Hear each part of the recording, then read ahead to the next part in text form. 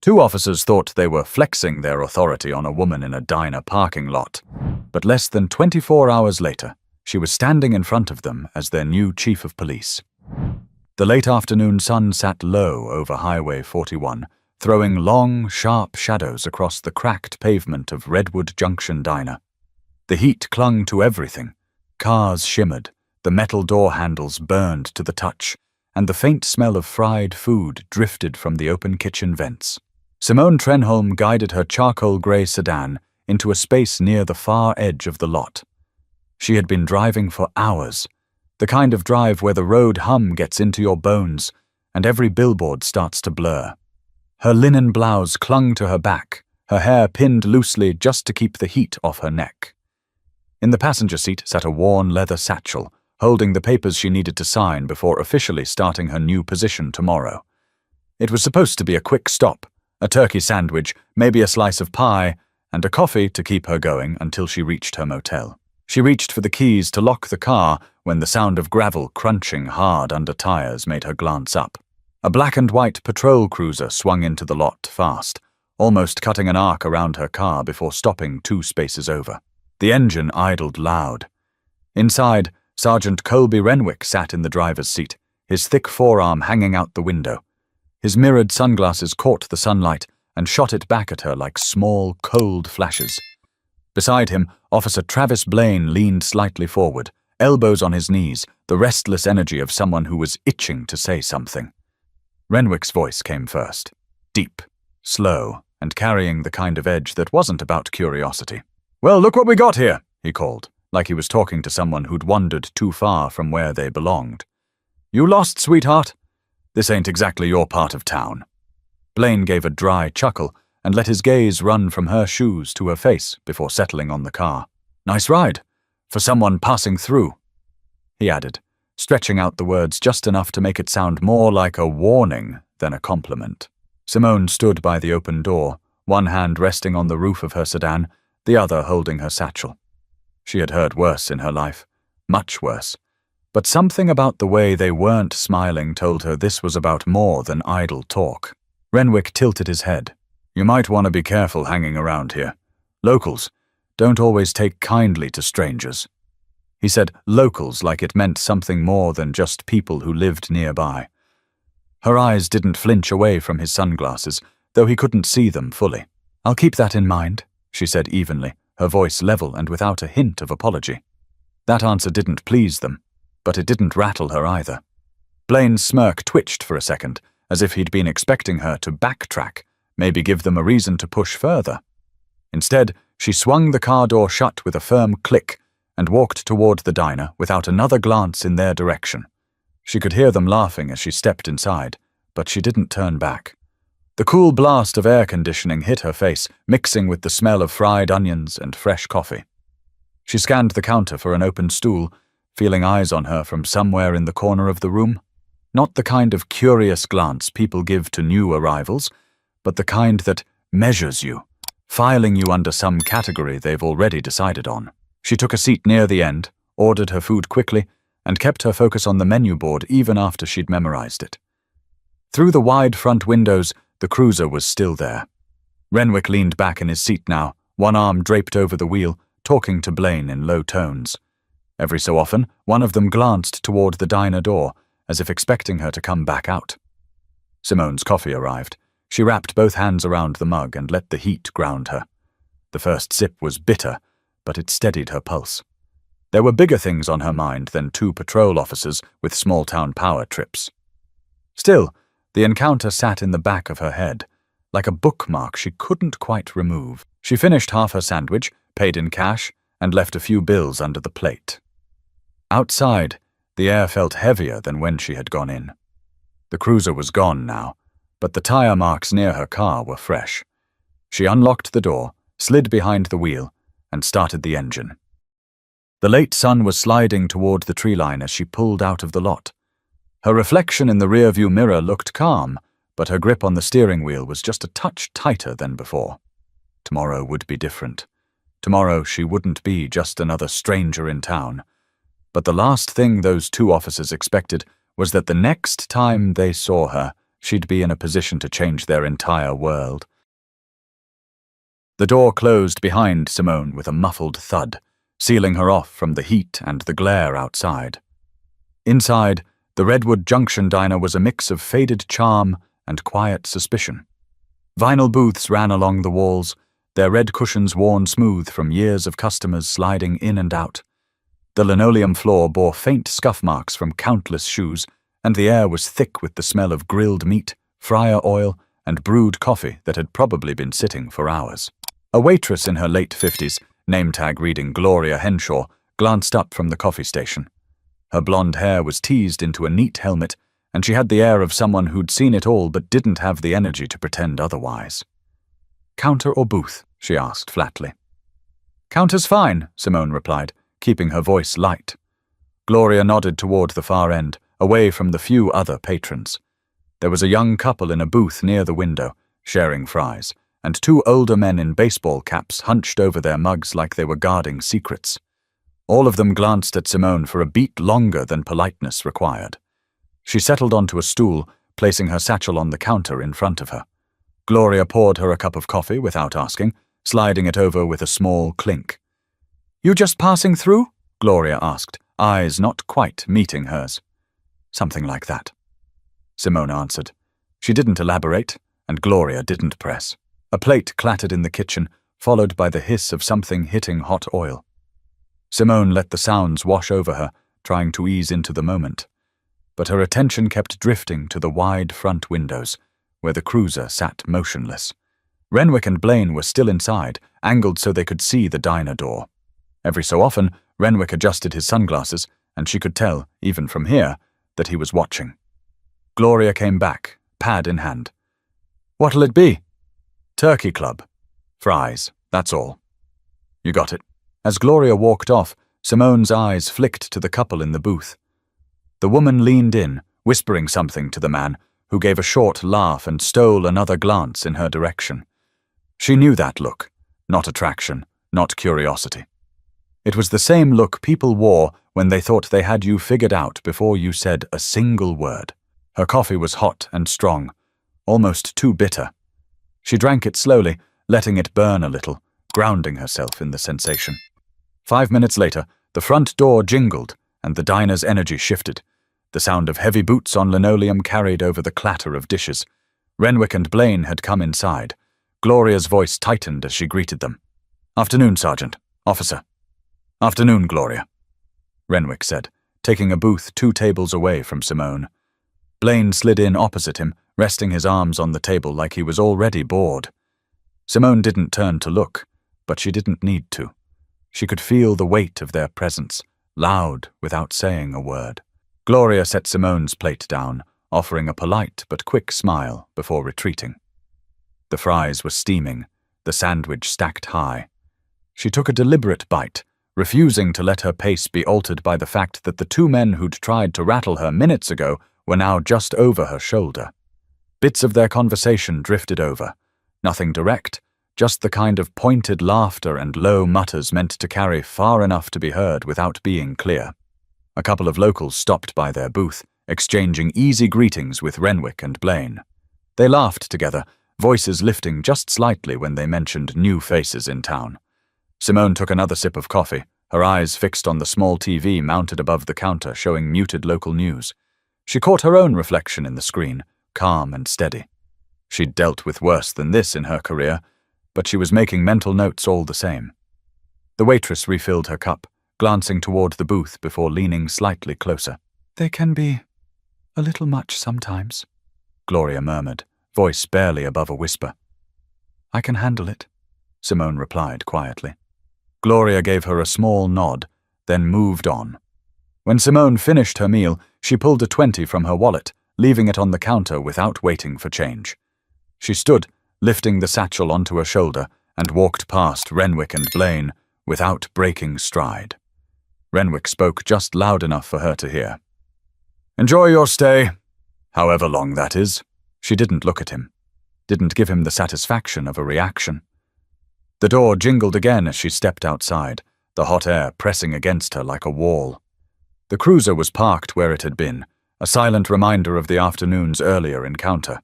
She got into her car, started the engine, and pulled out of the lot, the diner shrinking in her rearview mirror. She didn't know yet if the day's events were an isolated incident or a preview of what tomorrow would bring. But in her gut, she knew this wasn't the last time she'd see those two officers, and the next meeting wouldn't happen on their terms. The Pinecrest Motor Lodge wasn't much to look at from the road, a squat row of doors under a peeling teal awning with a flickering neon vacancy sign that hummed faintly in the heat. Simone pulled into the cracked lot, her tires crunching over stray gravel. She'd booked it for convenience, not charm, and right now, convenience was enough. Room 7 was at the far end, away from the office. The air inside was stale, tinged with the faint scent of old carpet cleaner and something floral trying to mask it. The window unit rattled to life when she turned it on, blasting lukewarm air that would, hopefully, get cooler in time. She set her satchel on the small table by the door and eased herself into the single armchair. The cushion gave way like it had been sat in 1,000 times before. She kicked off her shoes and let the day settle around her. The turkey sandwich had taken the edge off her hunger, but the knot in her stomach hadn't loosened since the diner. On the table sat her phone, a half-empty bottle of water, and the thick folder of onboarding documents from the city. She flipped it open but didn't start reading. Instead, she leaned back and let her mind retrace every detail from the last 2 hours. The cruiser pulling in close, the look behind Renwick's sunglasses, Blaine's smirk that didn't quite reach his eyes, and the calculated pauses in their voices. It wasn't the first time she'd run into that kind of thing. Her years in law enforcement had taught her that some people liked to test boundaries the second they spotted someone new, especially someone they thought they could size up at a glance. But this was different. These weren't strangers at a gas station or passers-by in another city. These were officers in the very department she was about to run. Her phone buzzed with a text from her sister, Marina. "Made it okay? How's the new place?" Simone typed back. "Made it. Motel for now. First day tomorrow." She hesitated before hitting send, considering adding something about the diner. In the end, she left it out. Marina worried enough as it was, and Simone didn't want to start her tenure here with second-hand doubts being fed from home. She got up, pulled back the thin curtain, and looked out at the parking lot. Her car sat under the sickly glow of a street lamp, a few moths already flitting in its light. Beyond it, the highway stretched both ways into open space, the occasional passing vehicle kicking up little gusts of wind. She sat on the bed, pulled her hair down from its loose pin, and rubbed her temples. Tomorrow's introduction was supposed to be straightforward. Meet the mayor, shake hands with the department, set the tone for the months ahead. But now she was walking in with a clear first order of business, showing Renwick and Blaine, without a shred of doubt, exactly who she was and where she stood. Her stomach tightened again, not from nerves, but from the anticipation of playing this out carefully. In her experience, you only got one chance to set the hierarchy in a room. Let someone challenge it on day one, and you'd spend months fixing it. She pulled her small notebook from the satchel, the one she carried on every new assignment. On the first page, she wrote 3 words in neat block letters. Command, respect, clarity. Under that, she scribbled a note. Assess department culture. Identify fault lines early. The air conditioner had finally cooled the room enough that she could pull the thin blanket over her legs. She kept the lamp on, the light a warm pool in the otherwise shadowy space, and read through the welcome packet the city had mailed her weeks ago. It listed the department's divisions, staff counts, and recent commendations. She scanned for Renwick's and Blaine's names, finding them in the patrol roster. Renwick had been on the force for 12 years. Blaine, just over 2. Closing the folder, she let out a long breath. 12 years was long enough for a man like Renwick to think the department moved the way he did. 2 years was short enough for someone like Blaine to decide whose lead to follow. The challenge wasn't just them. It was the influence they carried. Simone leaned over, switched off the lamp, and settled into the pillow. Through the thin walls, she could hear a TV in the next room playing some late-night talk show, the audience laughter faint but constant. She focused instead on the low hum of the air conditioner and the steady rhythm of her breathing. Her last thought before drifting toward sleep was that tomorrow wasn't just the first day of a job. It was the first move in a much larger game, and she had no intention of losing. But the morning would prove that the real test wasn't simply walking into that squad room, it was owning it from the moment she crossed the threshold.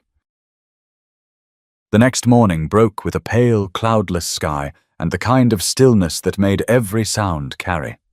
Simone was up before her alarm, her body already in work mode. She showered, pressed her uniform, and pinned her hair neatly, taking her time with the small details. Today wasn't just about appearance, it was about presence. The drive from the Pinecrest Motor Lodge to the precinct took less than 10 minutes. She followed Highway 41 into the center of Fond du Lac, Wisconsin, where the streets were lined with small shops, a brick courthouse, and a faded movie theater marquee. The precinct itself was a squat, functional building of tan brick and narrow windows, the kind of structure that didn't try to impress anyone. She parked in the small lot at the side, stepping out into air that was still cool from the night. Her boots clicked against the pavement as she approached the entrance. Inside, the front desk officer, nameplate reading Lydia Ortiz, looked up from her computer. "Morning. Can I help you?" Lydia asked, polite but formal. "Yes," Simone said, her voice steady. "I'm here for the morning briefing." Lydia glanced at her uniform, then at the badge clipped to her chest. The realization softened her expression. "Of course, Chief Trenholm. Welcome." She stood a little straighter, gesturing toward the hallway. "Squad room's down the hall, last door on the right." The word chief hung in the air for a moment, but Simone kept moving. Her boots tapped a steady rhythm down the hallway lined with framed commendations, group photos, and a bulletin board cluttered with community event flyers. When she pushed the squad room door open, conversations halted for just a beat before resuming at a lower volume. Around 20 officers sat at long tables arranged in rows, coffee cups in hand, papers spread out in front of them. Some were mid-laugh, some kept their eyes on the table, and a few glanced up to size her up. At the far side of the room, leaning casually against the wall, was Sergeant Colby Renwick. His sunglasses were gone, revealing pale blue eyes that didn't blink when they met hers. Beside him, Officer Travis Blaine was thumbing through a notepad, though his attention was clearly on her. Simone didn't slow her step. She crossed to the front of the room, setting her satchel on the lectern. A low hum of chatter lingered until the door opened again and the mayor stepped inside. Mayor Frank Alderman was a man in his late 60s with a firm handshake and a habit of smiling with only half his mouth. "Good morning, everyone," Alderman began, his voice carrying easily. "I know you're all eager to get on with your day, but we've got something important first. As most of you know, we've been in the process of selecting a new chief for the department. That process is over. It's my privilege to introduce Chief Simone Trenholm." The murmurs in the room died instantly. Simone could feel the shift in attention as every set of eyes landed on her. Renwick's jaw moved slightly, like he was chewing over the moment. Blaine blinked once, then twice, his pen stilled in his hand. She let the silence hang for just a second before she spoke. "Good morning," she said, her tone even and direct. "Before we get into schedules, patrol assignments, and open cases, I want to start with one thing: respect. It's not just about who wears what rank. It's about how you treat people. On duty, off duty, and before you even know who they are." A couple of chairs shifted, the sound sharp in the quiet room. She didn't raise her voice, but she didn't need to. Her gaze swept the room once, pausing briefly on Renwick and Blaine before moving on. "I'm here to work with you, not against you. But make no mistake, I will hold every person in this department accountable to the same standard I hold myself. We represent this city, and that means our words and actions matter every minute of every day." The mayor gave a small nod of approval before stepping back. "I'll let Chief Trenholm take it from here." Simone outlined a few immediate priorities: community outreach, improving patrol rotation efficiency, and updating training protocols. Her voice never wavered, her stance steady. When she finished, she dismissed them to their daily brief. Renwick was the last to move, his eyes on her until the very moment he turned toward the door. Blaine followed, his expression less sure than it had been yesterday. As the room emptied, Lydia from the front desk appeared in the doorway. "Chief, your office is ready whenever you are." "Thank you, Lydia," Simone replied, gathering her satchel. She took one last glance at the now empty squad room before heading toward her office. But she knew the real introduction to her department hadn't happened yet. It was coming, and it would be face-to-face. Simone's new office was modest but functional, desk facing the door, 2 visitor chairs, filing cabinets along the back wall, and a single window overlooking the side lot. A thin layer of dust on the blinds suggested it hadn't been used much lately. She set her satchel on the desk, straightened a stack of department memos, and took a moment to center herself before the next step. The mayor had kept his part brief in the squad room, letting her speech set the tone.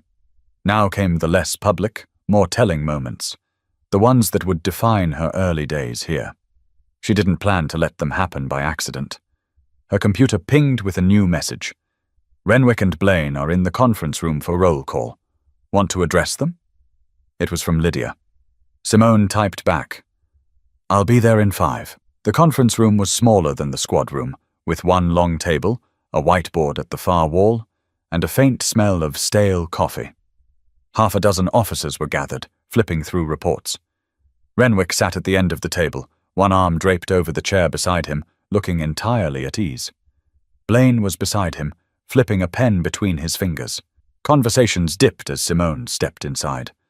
She didn't rush, just walked to the far side of the table, stopping so she was standing opposite Renwick. "Morning," she said. A scattered chorus of "Morning, Chief," went around the room. Renwick's was the last, his voice measured. "Morning." She let her eyes move over each face before settling on him again. "I wanted to thank you all for the welcome this morning. I'm looking forward to working with each of you. I expect professionalism on duty, respect for the badge, and accountability to the public we serve. Those aren't suggestions. They're the baseline." Blaine sat a little straighter, but Renwick's expression didn't change. "We're all on the same page about that, Chief," he said. "Been running things smooth here for years. That's good to hear," Simone replied, her tone neutral. "But every department can improve. That's why I'm here." There was a subtle shift in the room, eyes darting between them, sensing the undercurrent. Renwick leaned back slightly. "Guess we'll see what needs fixing." Simone didn't blink. "We will. And I'll be assessing every aspect of how we operate, including how we interact with the community. That includes casual conversations in public spaces." For the first time, Blaine's gaze dropped to the table. Renwick's didn't move. "Casual conversations," he repeated, as though the phrase were foreign. "Yes?" Simone said. "They matter. The way you speak to someone before you know their name says a lot about how you'll treat them when you do." The silence in the room thickened for a beat. One of the other officers shifted in their seat, clearly picking up on the tension. Simone turned to the group as a whole. "I'll be meeting with each of you individually over the next week. We'll discuss your current role, challenges you see in the field, and ways we can strengthen this department. I want honest answers, not rehearsed ones. We can only improve if we're willing to acknowledge what's not working." She glanced at her watch, then back to them. "That's all for now. Dismissed." Chairs scraped against the floor as the officers filed out. Blaine left quickly, muttering something about paperwork. Renwick lingered, taking his time gathering his folder. When the room was almost empty, he looked up at her. "You run things your way, Chief. Just remember, some of us have been here a long time." Simone met his stare. "And some of you will be here a lot longer if you adapt. We'll see which category you fall into." Renwick's mouth twitched. Not quite a smile, not quite a frown. "Guess we will." He left without another word. Alone in the conference room, Simone took a slow breath. The line had been drawn, even if most of the department didn't see it yet. She didn't mind. She preferred to work without theatrics. Back in her office, she pulled a fresh sheet of paper from her notebook and wrote, "Renwick, direct challenge. Blaine, potential follower, not leader." Underneath, she scribbled, "Monitor closely. Test under pressure." Through the window, she saw Renwick and Blaine crossing the lot toward a patrol car, their body language loose, their conversation low. They didn't look rattled. Not yet. But she knew the next time they crossed paths outside this building, it wouldn't be words alone that tested where they stood. Simone didn't wait long before arranging the meeting. Letting things simmer for too long only gave room for stories to twist and attitudes to harden. By mid-afternoon, she sent Lydia a short message. "Have Renwick and Blaine come to my office. Now." The knock came 3 minutes later. Firm, but not hurried. "Come in," Simone called, setting aside a stack of case files. Renwick stepped in first, followed by Blaine. Both were in full uniform, radio mics clipped to their shoulders, the faint smell of coffee and the outside air still clinging to them. Renwick's posture was easy, his hands hooked on his duty belt. Blaine's was stiffer, his eyes briefly flicking around the office before landing on her. "Close the door," she said. Blaine reached back and shut it quietly. The click echoed in the small space. Simone leaned back slightly in her chair, studying them both. "Have a seat." Renwick took the chair directly across from her, Blaine choosing the one to his right. Neither spoke. She let the silence hang for a moment before cutting straight in. "Yesterday, outside the diner, you had some questions for me. Something about whether I belonged in this town." Renwick's lips pressed together in something that could have been a smirk. "Wasn't exactly a question, Chief. Just conversation." "Conversation," she repeated, her tone flat. "You pulled into that lot, positioned your vehicle close enough to block mine, and made a series of comments that weren't casual. They were calculated. You didn't know who I was, but you thought you knew enough to test me." Blaine shifted in his seat, his jaw tightening. Renwick's gaze stayed steady. "If you took it that way, maybe it's because you were already looking for a problem." Simone leaned forward now, her elbows on the desk. "I don't look for problems, Sergeant. I look for patterns. And what I saw yesterday was a pattern I've seen in officers who forget that the badge means service, not status." Blaine opened his mouth, then closed it again. Renwick glanced at him before speaking. "With all due respect, Chief, you're new here. You don't know the dynamics. Sometimes you have to assert yourself with people. Show them you're watching." She didn't blink. "And who exactly were you watching yesterday? A woman getting out of her car to get lunch? That's not asserting authority. That's picking a target." The air in the room thickened. Blaine's eyes dropped to the floor, but Renwick held her gaze like it was a challenge. Simone straightened in her chair. "This isn't about me taking offense. This is about the standard of conduct I expect from every officer under my command. If that's a problem for either of you, I need to hear it now." Neither spoke. Blaine's shoulders shifted, almost like a shrug he caught halfway through. "I'll make it clear," Simone continued. "You represent this department every time you're in uniform, whether you're answering a call, eating lunch, or parking your car. If the behavior I saw yesterday happens again to anyone in this city, there will be consequences, formal ones." Renwick's jaw moved, but his voice was even. "Understood." Blaine's was quieter. "Yes, Chief?" She let that sit for a moment. "Good. Because I'm not here to play favorites or wage petty battles. I'm here to make sure this department serves the public with professionalism. That includes holding each other accountable, even when it's uncomfortable." Renwick finally leaned back, his chair creaking. "Message received." Simone stood, signaling the meeting was over. "You're dismissed. Go back to your duties." They both rose, Blaine giving a small nod as he turned toward the door. Renwick lingered half a second longer, his eyes still on hers, before leaving without another word. The door clicked shut. Simone sat back down, exhaling slowly. This wasn't settled, not by a long shot. She could tell by Renwick's stance, by the way his voice hadn't shifted from that measured calm. He'd heard her, but he hadn't accepted it. Blaine, on the other hand, seemed less certain of his footing now. That was something she could work with. She reached for her notebook and wrote, "Meeting. Clear boundaries set. Renwick, testing will continue. Blaine, observe for signs of shift." Outside her window, the afternoon light had started to tilt toward gold again. Somewhere in the building, a phone rang, and boots thudded down the hallway. She knew this wasn't the end of the confrontation, just the first round. But the next test wouldn't come in the safety of an office. It would happen in the field, where decisions had weight and the consequences couldn't be walked back. 2 days later, Simone decided it was time to see her officers in action, not in a staged briefing, but on the street where habits couldn't hide behind paperwork. She'd already scanned the patrol roster and chosen her pairing, Renwick and Blaine. If she wanted to take the measure of both men, there was no better way than watching them work together. She caught them in the garage just after they'd finished loading their cruiser. Renwick was checking the trunk inventory, while Blaine entered their first stops into the onboard computer. "Sergeant, officer," Simone said as she approached. "I'll be riding with you today." Blaine looked up quickly, then back down at the screen. Renwick closed the trunk with a solid thump. "Your call, Chief," he said evenly, his expression giving away nothing. She slid into the back seat, the divider between her and the front only half obstructing the view. Renwick started the engine and they rolled out onto the street, the cruiser's tires humming against the pavement. The first call came over dispatch within minutes. A disturbance at a corner store on South Main. The voice crackled over the radio. Shop owner reporting a man refusing to leave after being asked multiple times. Renwick drove with practice speed, taking a sharp left onto the main road. "Guy they're talking about is probably Lester," he said to Blaine.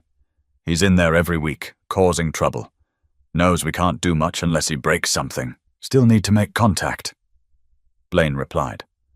When they pulled up, Simone took in the scene. A narrow storefront with sun-faded posters in the window, the bell over the door jangling as a middle-aged man stepped outside looking frustrated. Inside, a wiry man in a dirty ball cap stood near the counter, gesturing animatedly at the clerk. Renwick was first through the door. "Lester!" he called, his tone carrying the weight of long familiarity. "What's going on?" "Just talking to my buddy here," Lester said, pointing at the clerk, who shook his head. "You've been asked to leave," Renwick said. "Time to go."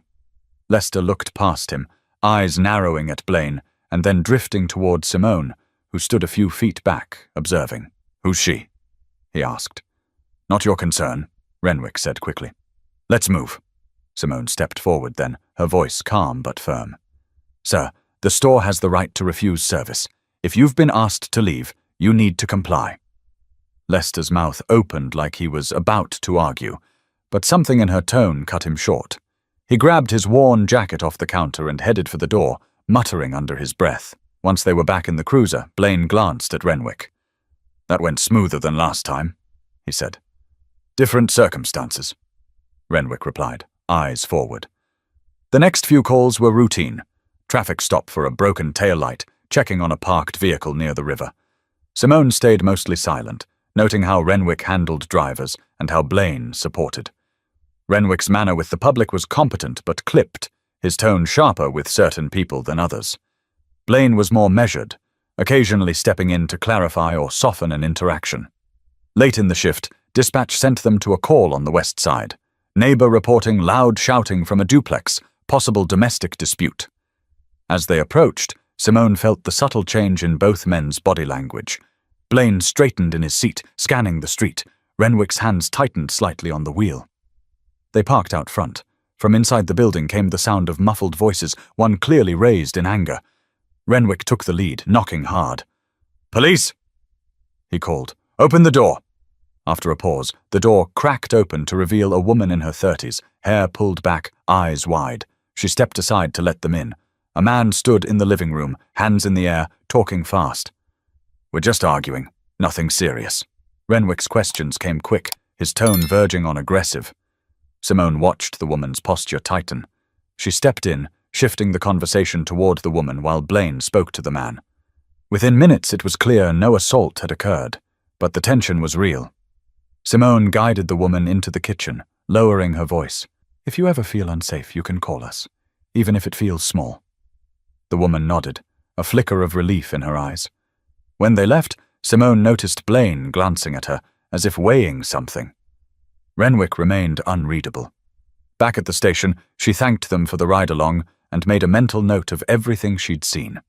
Patterns were becoming clearer, not just in their behavior, but in how they responded when she was present. But she knew the next crack in their armor wouldn't come from routine calls. It would come when pressure hit harder and faster than they could control. It was 2 days after the ride-along when the shift in tone came. Simone had been in her office reviewing a week's worth of reports when a sharp knock hit her door. Before she could answer, Renwick stepped in. He didn't wait for permission to sit, just dropped into the chair across from her desk. "We need to talk," he said. his voice edged with something more than formality. Simone set her pen down. About what? You, Renwick replied. And the way you've been shadowing my patrols. She leaned back slightly. Your patrols? They belong to the department, Sergeant. And I didn't shadow. I observed. There's a difference. He gave a humorless laugh. Yeah, the difference is you're looking for ways to call me out. And Blaine, that's not leadership. That's hunting for mistakes. Her gaze stayed locked on him. If I was hunting, I'd have already pulled the trigger. I'm watching because your behavior, both in uniform and out, sets the tone for officers who look to you as an example. That's part of my job. Renwick's jaw worked, his posture shifting forward. I've been here over a decade. I know this town, I know its people, and I know how to keep things under control. What I don't need is someone swooping in from somewhere else telling me how to do it. And yet here I am, Simone said evenly. Not because you're incompetent, but because departments stagnate when they run on autopilot. I was brought in to prevent that. He leaned in further, elbows on his knees. Autopilots kept crime down, kept the council happy, and kept my people safe. You think the mayor's gonna care if I said something in a parking lot? He cares that I keep the streets quiet. Her expression didn't shift. The streets aren't quiet if the people walking them feel they're being sized up instead of protected. What happened in that lot wasn't harmless banter, and deep down, you know it. You just don't like being told so. For the first time, Renwick's gaze broke, flicking briefly toward the window. You think you can come in here and change the way I operate overnight? You'll lose half the room before you've been here a month. Then I'll earn it back, she said simply. Not by coddling egos, but by showing this department that respect isn't negotiable. The silence between them stretched. The sound of boots in the hallway passed, then faded. Renwick finally stood, his voice lower now. You keep pushing like this, Chief, and you're going to find out how fast people can make your job harder. Simone rose as well, not stepping back. And you'll find out how fast I can replace people who refuse to adapt. I don't bluff, Sergeant. His eyes narrowed slightly. Neither do I. Before either could say more, there was another knock on the door. This time, Blaine. He glanced between them, sensing the temperature in the room. Chief Sergeant, call just came in. Shots fired. Possible armed suspect near the old train yard. Renwick's jaw tightened, but he turned toward the door. Let's move. Simone grabbed her jacket from the hook. I'm coming. The walk to the cruiser was silent. Blaine drove this time, Renwick in the passenger seat, Simone in the back. The air inside was thick, charged from what had just been said. As they sped toward the train yard, dispatch updates crackled over the radio. A witness reported seeing 2 people running between the rusted freight cars, one carrying a handgun. They pulled up to the gravel lot, the faint smell of oil and metal hanging in the air. The place was a maze of steel and shadows. Renwick stepped out first, weapon drawn, scanning the open space. Blaine moved to the opposite side, his voice steady as he called out, Police! Show your hands! Somewhere in the distance, feet pounded against the gravel. Simone moved with them, her eyes tracking movement between the cars. This wasn't the moment to hash out disagreements. But in the back of her mind, she knew this was exactly the kind of high-pressure situation that revealed who someone really was. But before they could secure the scene, the night was about to hand them a test neither had prepared for. The train yard swallowed sound. Every step crunched over loose gravel, echoing faintly against the hulking freight cars lined in rows. The air was cool now, the late-day heat gone, replaced by the metallic scent of rust and oil. Blaine moved ahead, flashlight slicing through the narrow gap between 2 cars. Renwick scanned the opposite side, shoulders tight, weapon low but ready. Simone kept a measured distance, eyes tracking every angle. A shout broke the quiet. Over here! Blaine's voice carried sharp and urgent. Simone rounded the corner in time to see 2 figures bolting toward the far fence, one in a dark hoodie, the other in a faded green jacket. The hooded figure's arm jerked oddly as he ran, and in the flash of Blaine's beam, Simone caught the unmistakable outline of a handgun. Renwick didn't hesitate. Drop the weapon! He barked, his voice commanding enough to cut through the clamor of boots on gravel. No response. The 2 suspects split, Hoodie veered left between the cars, Jacket went right. Blaine instinctively went after Hoodie, and Renwick followed the one in green. Simone made a snap decision and went with Blaine. They pushed hard down the narrow path, Blaine's flashlight bouncing across steel walls as the suspect darted and doubled back. Then he tripped, hitting the ground with a sharp grunt. The gun skittered out of his hand, sliding under a car. Blaine moved in fast, knee pressing the suspect's shoulder to the gravel. Simone swept the area, making sure no one else was closing in, before stepping forward to help secure the weapon. The suspect, barely 20, was breathing hard, his voice cracking. "I wasn't gonna use it. I swear!" Blaine's voice stayed level. "We'll talk about that after you're cuffed." From across the yard came Renwick's voice, low but firm, ordering someone to the ground. Seconds later, the radio crackled. "Suspect in custody." By the time they regrouped near the cruiser, both suspects were seated in the back, hands cuffed, eyes darting between the three officers. The weapon was tagged and secured, the scene stable. Simone stood beside the car, the adrenaline settling into her chest. "Good work," she said, looking at both men. Blaine gave a short nod, still catching his breath. Renwick's eyes flicked toward her for just a moment before he replied, "Everyone went home in one piece. That's the win." The ride back to the station was quieter than the drive out. The radio played soft static, punctuated only by dispatch updates for other units. Renwick sat forward in his seat, arms crossed. Blaine glanced into the rearview mirror a couple of times, his expression thoughtful. Back at the station, after the suspects were processed and statements taken, Simone found herself alone in the hallway with Renwick. He didn't look away this time. "You handled yourself out there," he said simply. "So did you," she replied. "That's what I expect. Control, clarity, no wasted motion." There was a pause before he added, "Doesn't mean we're on the same page about everything. But I see you can back up the talk." She met his gaze. "Good. Because this job isn't about agreeing on everything. It's about agreeing on the goal. Safety, respect, accountability." Renwick gave a short exhale that could have been a laugh or a release of tension. "We'll see how it plays." Blaine appeared in the doorway then, holding a copy of the arrest report. "Chief, just wanted to say, the way you talked to that kid in the yard, you got through to him. I don't think he expected that." Simone gave a small nod. Sometimes people listen when they're treated like more than just a problem. The three of them stood there for a moment, the air between them different now, less charged, more measured. When Renwick finally left for the night, he didn't say anything, but his glance back over his shoulder was telling.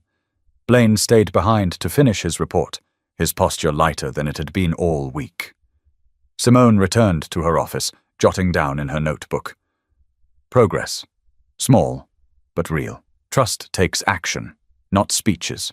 She set the pen down and leaned back, the events of the evening replaying in her mind. But she knew one good night didn't erase the line drawn in that first meeting. Tomorrow would be the true measure of whether it could be crossed. The next morning, Simone arrived earlier than usual.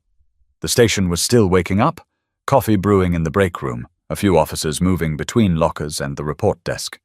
She carried a folder under her arm, her uniform sharp, her expression unreadable. At 8:00 sharp, she called a full department meeting in the squad room. Chairs scraped as officers settled in, their conversations tapering off. Renwick and Blaine sat side by side in the second row. Neither looked away when she entered, and that was a change in itself. Simone placed the folder on the lectern and looked around the room. "Before we get into today's assignments, I want to talk about last night. And about this week." She didn't raise her voice, but the room was silent. The train yard call could have gone wrong in a dozen ways. It didn't, because each person involved stayed in control. That's the difference between a safe outcome and a tragedy. That's the difference between professionalism and recklessness. Her gaze moved deliberately across the room, pausing just long enough to meet the eyes of those who needed it most. "Every badge in this room comes with authority, but it also comes with responsibility. You can't separate the two. How you speak to someone on the street before you know their name matters as much as how you act in the middle of a high-risk call." A few heads nodded. Blaine's pen tapped softly against his knee, then stilled. "Respect," Simone continued, "isn't a trick you pull out when the cameras are rolling or when you think someone matters. It's a habit, and if you don't practice it every time, you won't have it when you need it most. She let the words settle, then reached into the folder and pulled out a sheet. We're going to be updating our community engagement protocols. That means more visibility, more conversations with residents outside of calls for service, and more attention to the way we're perceived. This isn't about image, it's about trust. Renwick's arms were crossed, but there was no trace of the defiant tilt she'd seen earlier in the week. Blaine was leaning forward slightly, listening. "I know change isn't comfortable," she said. "I also know this department has a strong foundation. I'm not here to tear it down. I'm here to make sure it holds, stronger than before. That only happens if everyone is willing to step up. No exceptions." She closed the folder.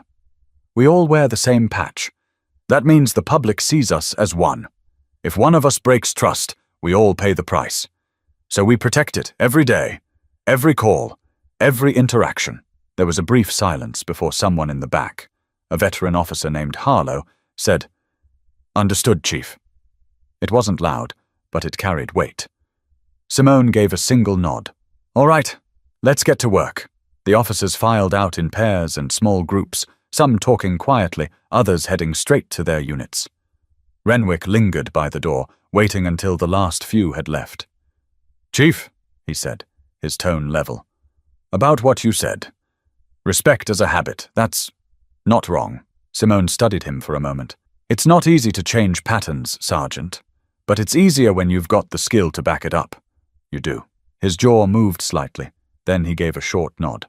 "Guess we'll see." Blaine stepped up a second later. "Chief, I'm in. Whatever you're putting in place, I'll do my part." "Good," she said. "Because when this department gets it right, the whole city feels it." By mid-morning, the station was humming with routine again, calls coming in, reports being filed, patrols rolling out. Simone stood at her office window for a moment, watching Renwick and Blaine head to their cruiser. Their conversation looked calmer now, less like strategizing against her, and more like planning the day. She returned to her desk and opened her notebook, writing, "Step taken, keep momentum, lead by example." In her years on the job, she'd learned that leadership wasn't about one speech, one good night, or one confrontation won. It was about showing up, every day, in the moments no one planned for. And it was about making sure the people you led understood why the work mattered beyond the badge. The week had started with a parking lot test she didn't ask for. It ended with the first real sign that the test could turn into something worth building on. And for anyone watching, the lesson was simple. Respect isn't earned by who you are. It's earned by how you treat people, especially when you think no one's keeping score.